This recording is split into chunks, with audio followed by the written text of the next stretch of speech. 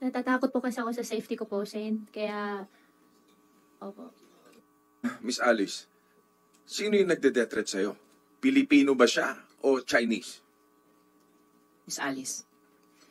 Sen, kung okay lang po talaga na hindi ko po siya sagutin sa public. Hindi. Sen, pasensya na po talaga for my safety po. Po, Sen, hingi lang po sana po ako ng malaking tulong po sa inyo na isusulat ko po pero wag niyo po Sige, i-discuss sige, po sa sige. public. Okay, Isulat sige. mo na. Sulat mo na. Huwag mo na kami turuan. Sus, tuturuan pa tayo nito mga ito. Sen, wag niyo po i-ano po sa public po ha. Huwag niyo kaming uutusan, Miss Pasensya Alice. na po. Siguro, hindi ko po talaga siya may discuss lang po sa public.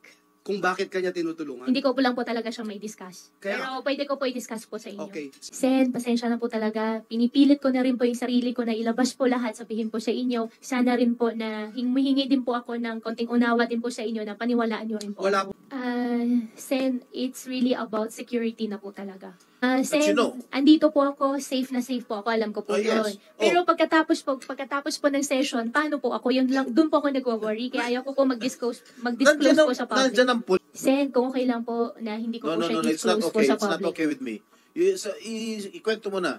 Total, nandito na tayo lahat. Pasensya na po, Sen. I refuse to answer po for my own safety po.